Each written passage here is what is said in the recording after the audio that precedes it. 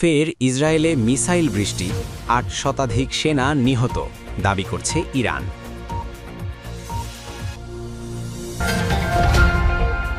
Russia ও চীনের কৌশলে জিতে যাচ্ছে ইরান, কঠিন বিপদে মার্কিন মিত্ররা।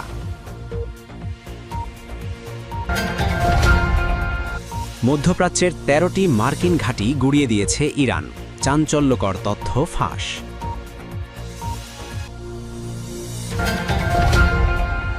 মার্কিন যুদ্ধবিমান থেকে সাগরে ফেলা হল পারমাণবিক বোমা, দাবি বিরোধীদের।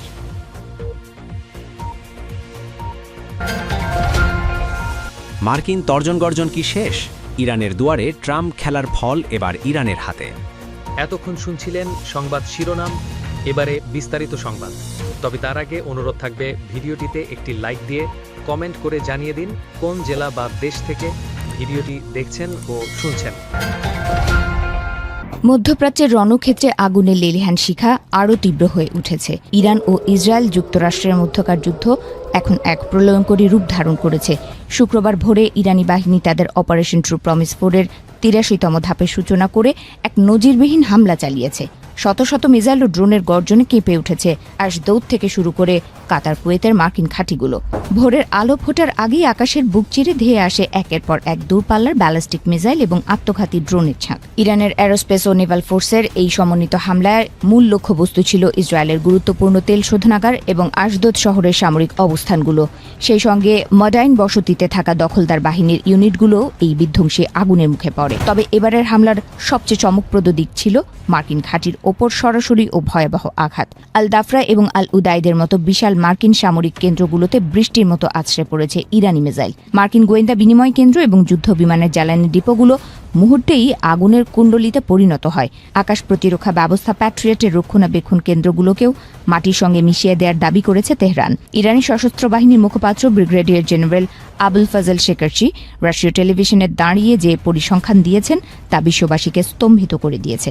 তার দাবি অনুযায়ী গত ২৮ ফেব্রুয়ারি থেকে শুরু হওয়া এই যুদ্ধে এ পর্যন্ত প্রায় ৬০০ থেকে ৮০০ মার্কিন সেনা নিহত হয়েছে এবং আহতের সংখ্যা ৫,০০০ ছাড়িয়েছে। মার্কিন বাহিনীকে একটি কাগুজে বাঘ হিসেবে অভিহিত করে তিনি ১৭টি মার্কিন ঘাঁটি ধ্বংসের ঘোষণা দেন। নিউ ইয়র্ক টাইমসের এক চাঞ্চল্যকর প্রতিবেদনে জানা গেছে, ইরানি ড্রোন ও মিসাইলের মুহুর্মুহু আঘাতে পশ্চিম এশিয়ায় যুক্তরাষ্ট্রের প্রধান ঘাঁটিগুলো এখন বসবাসের অনুপযোগী হয়ে পড়েছে। একসময় সুরক্ষিত দুর্গগুলো আজ ধ্বংসস্তূপ। সেনারা এখন বড় বড় বেস ছেড়ে সাধারণ হোটেল বা অফিস বিল্ডিংয়ে আত্মগোপন করে কার্যক্রম পরিচালনা করতে বাধ্য হচ্ছে। কমান্ড অ্যান্ড কন্ট্রোল সিস্টেম ভেঙে পড়ায় সেনাদের মধ্যে চরম অস্থিরতা বিরাজ করছে। কুয়েত, কাতার, বাহরাইন এবং সৌদি আরবে অবস্থিত মার্কিন স্থাপনাগুলোর রানওয়ে, ফুয়েল ডিপো এবং রাডার সিস্টেম পুরোপুরি অকেজো হয়ে গেছে। ভারী যুদ্ধ সরঞ্জাম মোতায়েনের ক্ষমতা হারিয়ে ফেলেছে পেন্টাগন।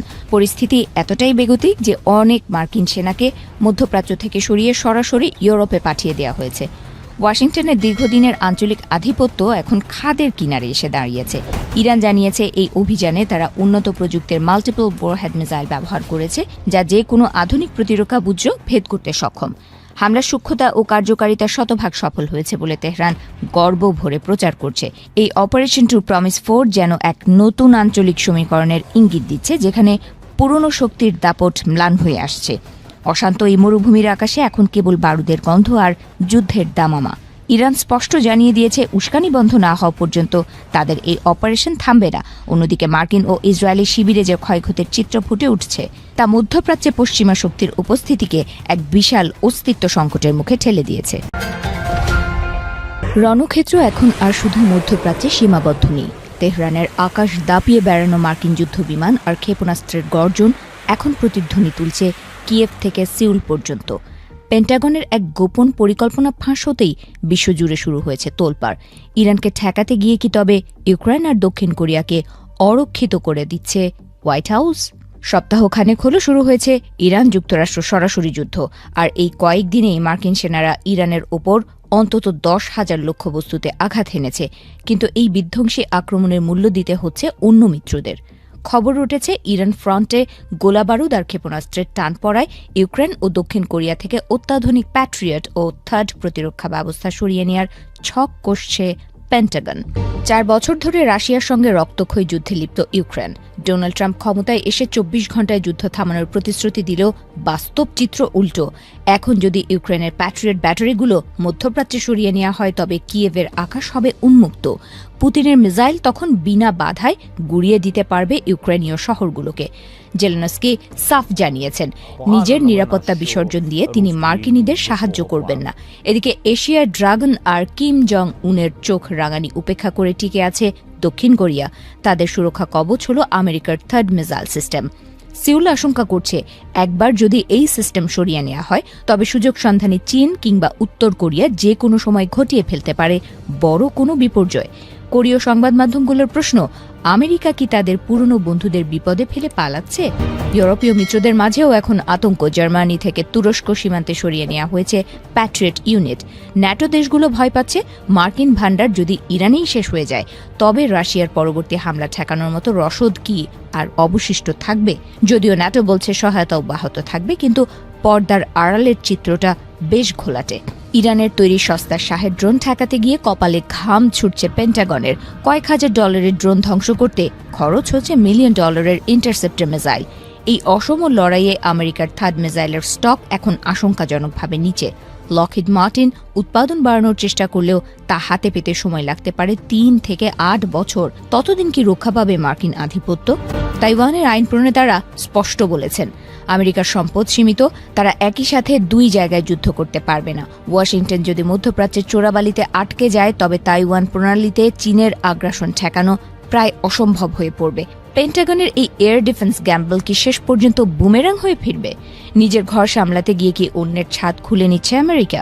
মধ্যপ্রাচ্যের এই মরুঝড় শেষ পর্যন্ত কার জয় আর কার পরাজয় নিশ্চিত করবে তা সময়ই বলবে। তবে আজকের এই সিদ্ধান্ত যদি ভুল হয় তবে বিশ্ব মানচিত্র থেকে মুছে যেতে পারে অনেক চেনা সীমা। ইরান ও যুক্তরাষ্ট্রের যুদ্ধ এখন আর কেবল আকাশপথের লড়াইয়ে সীমাবদ্ধ নেই। চলমান এই যুদ্ধের 4 সপ্তাহ পার হতে চললেও পাল্টাপাল্টি হামলার তীব্রতা কমেনি এতটুকু। মার্কিন সেন্ট্রাল কমান্ডের দাবি, এরই মধ্যে তারা ইরানের 9000-এর বেশি লক্ষ্যবস্তুতে আঘাত হেনেছে। তবে পেন্টাগনের এই অভিযানের মাঝেই এক চাঞ্চল্যকর তথ্য প্রকাশ করেছে নিউ ইয়র্ক টাইমস। প্রতিবেদনে বলা হয়েছে, ইরানের অত্যাধুনিক ক্ষেপণাস্ত্রের আঘাতে লণ্ডভণ্ড হয়ে গেছে ওই অঞ্চলে থাকা মার্কিন সামরিক পরিকাঠামো। সংবাদটির দাবি, কুয়েত, কাতার এবং বাহরাইনের মতো দেশগুলোতে থাকা মার্কিন ঘাঁটিগুলো এখন ধ্বংসস্তূপে পরিণত হয়েছে। নিউ ইয়র্ক টাইমসের প্রতিবেদনে বলা হয়েছে, ইরানের হামলায় পশ্চিম এশিয়ায় যুক্তরাষ্ট্রের 13টি সামরিক ঘাঁটি পুরোপুরি ধ্বংস হয়ে গেছে। বিশেষ করে কুয়েতের আলী আল সালেম বিমান ঘাঁটি এবং বুয়েরিং সামরিক ঘাঁটি সবচেয়ে বেশি ক্ষতিগ্রস্ত হয়েছে। এমনকি কাতারে থাকা মার্কিন সেন্ট্রাল কমান্ডের আঞ্চলিক সদর দপ্তরের শক্তিশালী রাডার ব্যবস্থাও গুঁড়িয়ে দিয়েছে ইরান। প্রতিবেদনে আরও বলা হয়েছে, ঘাঁটিগুলো ধ্বংস হওয়ার পর মার্কিন সেনারা এখন অস্থায়ী শিবিরে আশ্রয় নিতে বাধ্য হচ্ছেন। ইরান আগে থেকেই হুঁশিয়ারি দিয়েছিল, যেসব দেশ যুক্তরাষ্ট্র ও ইসরায়েলকে সহযোগিতা করবে তাদের রেহাই দেয়া হবে না। এই হামলাগুলো প্রমাণ করে দিয়েছে যে ইরাক ও আফগানিস্তান যুদ্ধের সময় তৈরি করা এসব মার্কিন ঘাঁটিতে ইরানের ক্ষেপণাস্ত্র ঠেকানোর মতো পর্যাপ্ত সুরক্ষা ব্যবস্থা ছিল না। যদিও পেন্টাগন শুরু থেকেই ইরানের এসব দাবিকে ভিত্তিহীন বলে উড়িয়ে দিয়েছে।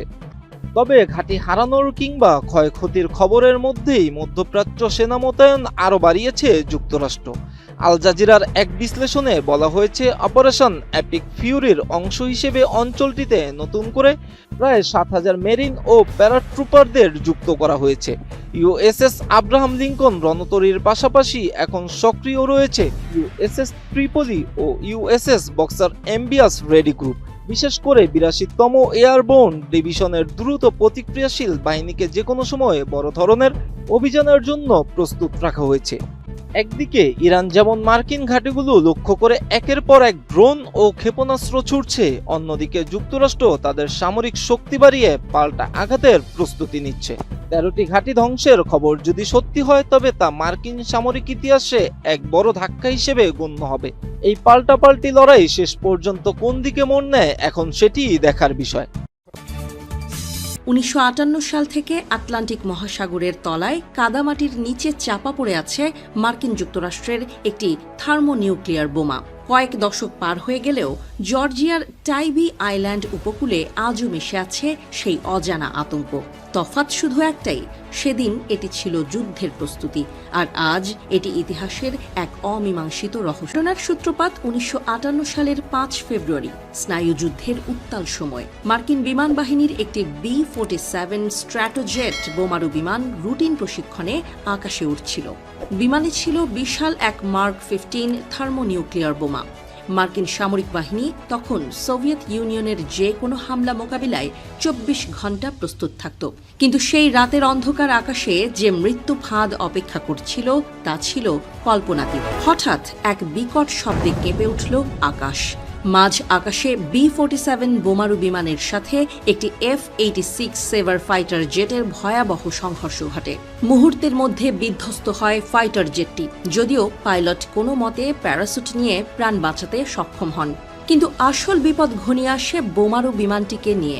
মারাত্মক ক্ষতিগ্রস্ত বিমানটি নিয়ে পাইলট হাওয়ার্ড রিচার্ডসন তখন বাঁচার আপ্রাণ চেষ্টা চালাচ্ছেন। বিমানের ওজন না কমালে ল্যান্ডিং করা অসম্ভব ছিল। আর যদি বিশাল ওই পারমাণবিক বোমা নিয়ে বিমানটি বিধ্বস্ত হয়, তবে পুরো এলাকা মানচিত্র থেকে মুছে যাওয়ার ভয় ছিল।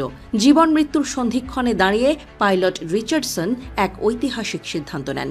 ঊর্ধ্বতন কর্তৃপক্ষের অনুমতি নিয়ে তিনি ৭,২০০ ফুট ওপর থেকে সেই বিশাল বোমাটি সাগরে ফেলে দেওয়ার নির্দেশ দেন। টাইবি আইল্যান্ডের কাছে সাগরের অগভীর জলে আছড়ে পড়ে সেই মার্ক 15। পাইলট কোনো মতে বিমানটি হান্ডার এয়ারফোর্স বেজে অবতরণ করাতে সক্ষম হন। কিন্তু তখনই শুরু হয় ইতিহাসের অন্যতম বড় তল্লাশি অভিযান। মার্কিন নৌবাহিনী এবং বিশেষজ্ঞরা তন্ন তন্ন করে খুঁজতে থাকেন সেই নিখোঁজ বোমাটিকে। কিন্তু সমুদ্রের তলদেশের গভীর কাদা আর ঘোলাটে জল যেন সব গিলে ফেলেছিল। মার্কিন সামরিক পরিভাষায় এই ধরনের দুর্ঘটনাকে বলা হয় ব্রোকেন অ্যারো। কয়েক সপ্তাহ ধরে অত্যাধুনিক সোনার প্রযুক্তি ব্যবহার করেও বোমার হদিস মেলেনি। অবশেষে হাল ছেড়ে দেয় পেন্টাগন। আনুষ্ঠানিকভাবে বোমাটিকে চিরতরে হারিয়ে যাওয়া বলে ঘোষণা করা হয়। আজও সেই সৈকতে পর্যটকরা ঘুরে বেড়ায়, অথচ তাদের পায়ের নিচে কোথাও হয়তো ঘুমিয়ে আছে সেই তেজস্ক্রিয় দানব। এই প্রশ্ন আজও সাধারণ মানুষকে তাড়া করে ফেরে। পেন্টাগন দাবি করে আসছে যে বোমার মূল পারমাণবিক অংশ বা ক্যাপসুল তখন ইনস্টল করা ছিল না, অর্থাৎ এটিতে বিশাল কোনো পারমাণবিক বিস্ফোরণ ঘটার সম্ভাবনা নেই। তবে গবেষকদের একাংশ মনে করেন বোমার ভেতরে থাকা সাধারণ বিস্ফোরক এবং ইউরেনিয়াম পরিবেশের জন্য চরম বিপর্যয় ডেকে আনতে পারে যে কোনো সময়। 2004 সালে একজন অবসরপ্রাপ্ত বিমান বাহিনীর কর্মকর্তা দাবি করেছিলেন যে তিনি সাগরের নিচে তেজস্ক্রিয় সংকেত শনাক্ত করেছেন, কিন্তু সরকারিভাবে সেই দাবি কখনো নিশ্চিত করা হয়নি। আজও টাইবি আইল্যান্ডের বালুকা রাশিতে কান পাতলে যেন সেই হারিয়ে যাওয়া বোমার নিঃশ্বাস শোনা যায়। রণহুঙ্কার আর পাল্টা হুঙ্কার চলছে অনবরত। 48 ঘন্টার আলটিমেটাম দিয়ে মার্কিন প্রেসিডেন্ট ডোনাল্ড ট্রাম্প যখন ইরানের জ্বালানি অবকাঠামো গুঁড়িয়ে দেওয়ার হুমকি দিচ্ছিলেন, তখন গোটা বিশ্ব প্রমাদ গুনেছিল এক ভয়াবহ মহাযুদ্ধের। কিন্তু মাত্র কয়েক দিনের ব্যবধানেই দৃশ্যপট আমূল বদলে গেছে। যে ট্রাম্প কয়েকদিন আগে আগ্নেয়গিরির মতো জ্বলছিলেন, তিনি এখন শোনালেন আলোচনার সুর। প্রশ্ন উঠেছে, তবে কি পর্দার আড়ালে সাদা পতাকা ওড়ানোর প্রস্তুতি নিচ্ছে হোয়াইট হাউস? ইসরায়েলি সংবাদ মাধ্যম ওয়াইনেট দাবি করেছে, ইরানের সর্বোচ্চ নেতার উত্তরসূরি মোস্তফা খামেনি নাকি ওয়াশিংটনের সাথে আলোচনায় বসতে রাজি হয়েছেন। যদিও তেহরান এই খবরকে সরাসরি পশ্চিমাদের প্রপাগ্যান্ডা বলে উড়িয়ে দিয়েছে, তবুও রাজনৈতিক বিশ্লেষকরা মনে করছেন আগুনের ওপর পানি ঢালার এই চেষ্টা আসলে ট্রাম্পের এক পরিকল্পিত চাল। শক্তি প্রদর্শনে কাজ না হওয়ায় এখন তিনি কৌশলে দেখাতে চাইছেন যে ইরানি নাকি সন্ধি করতে ব্যাকুল। কিন্তু তেহরান এত সহজে গলার ফাঁস আলগা করতে নারাজ। ইরানের নীতি নির্ধারকদের মতে ট্রাম্পের এই আলোচনার প্রস্তাব আসলে একটি মনস্তাত্ত্বিক ফাঁদ। বিশ্ববাজারে তেলের দাম আকাশচুম্বী হওয়া ঠেকাতে এবং হরমুজ প্রণালীর অচল অবস্থা কাটাতে ওয়াশিংটন এখন দিশেহারা। হোয়াইট হাউসের এই হঠাৎ নমনীয়তা আসলে ইরানকে চাপে ফেলার নতুন এক কৌশল ছাড়া আর কিছুই নয়। তেহরান স্পষ্ট জানিয়ে দিয়েছে তারা কোনো হঠকারী সিদ্ধান্তে পা দেবে না। ইরানি এলিট এবং সামরিক বাহিনীর মধ্যে বিভাজন তৈরির এক সূক্ষ্ম খেলা খেলছে আমেরিকা। ওয়াশিংটনের দাবি, ইরানের স্পিকার মোহাম্মদ বাঘের গালিবাফ হতে পারেন সম্ভাব্য মধ্যস্থতাকারী। কিন্তু গালিবাফের দপ্তর থেকে আসা কড়া বার্তা সব জল্পনায় জল ঢেলে দিয়েছে। তারা সাফ জানিয়ে দিয়েছে আমেরিকার সাথে কোনো গোপন বৈঠক হচ্ছে না এবং হওয়ার কোনো পরিকল্পনাও নেই। ট্রাম্পের সাথে হাত মেলানোকে এখন তেহরানের অনেক রাজনীতিবিদই বিশ্বাসঘাতকতা হিসেবে দেখছেন। এই গোলক ধাঁধার মাঝে ওমান এবং পাকিস্তানের মতো দেশগুলো পর্দার আড়ালে সক্রিয় হয়ে উঠেছে। ওমান তো সরাসরি মার্কিন ও ইসরায়েলি আগ্রাসনের বিরুদ্ধে আঙুল তুলেছে। মধ্যস্থতাকারী দেশগুলোর এই তৎপরতা ইঙ্গিত দিচ্ছে সরাসরি না হলেও কোনো এক তৃতীয় পক্ষ হয়তো দুই দেশের মধ্যকার বরফ গলানোর চেষ্টা করছে। তবে ইরান এখনও লং গেম বা দীর্ঘমেয়াদী লড়াইয়ের মেজাজে আছে, যা ওয়াশিংটনের জন্য বড় দুশ্চিন্তার কারণ। বিশ্লেষকদের মতে ওয়াশিংটন আসলে এখন 3টি কারণে আলোচনার টেবিলে ফিরতে চাইছে। প্রথমত, সামরিক শক্তি পুনর্গঠন করার জন্য একটি কৌশলগত বিরতি প্রয়োজন। দ্বিতীয়ত, ট্রাম্প চাইছেন কোনোভাবে এই যুদ্ধের সমাপ্তি টেনে নিজের ভাবমূর্তি রক্ষা করতে, যাতে তাকে পরাজিত হিসেবে না দেখা হয়। আর তৃতীয়ত, সৌদি আরব বা সংযুক্ত আরব আমিরাতের মতো আঞ্চলিক শক্তিগুলোকে এই সংঘাতে আরও সক্রিয়ভাবে টেনে আনা। দেখার বিষয় হলো আমেরিকা যদি সত্যি যুদ্ধের ময়দানে অপ্রতিদ্বন্দ্বী হতো, তবে তারা আলোচনার জন্য এতটা মরিয়া হতো না।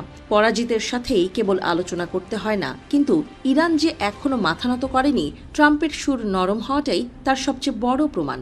যুদ্ধের খরচ বাড়ছে, আন্তর্জাতিক মহলে প্রশ্ন উঠছে, আর অন্যদিকে ইরান সময়ের সাথে সাথে তাদের অবস্থান আরও শক্ত করছে। শেষ পর্যন্ত এই নাটকের জবনিকা কোথায় পড়বে তা এখনও অনিশ্চিত। তবে একটি বিষয় পরিষ্কার, হোয়াইট হাউসের তর্জন গর্জন এখন খাতা কলমের হিসাবে আটকা পড়েছে। ইরান যদি আলোচনার প্রস্তাব ফিরিয়ে দিয়ে লড়াই দীর্ঘায়িত করে, তবে ট্রাম্প প্রশাসনের জন্য তা হবে এক বিশাল রাজনৈতিক ও অর্থনৈতিক বিপদ।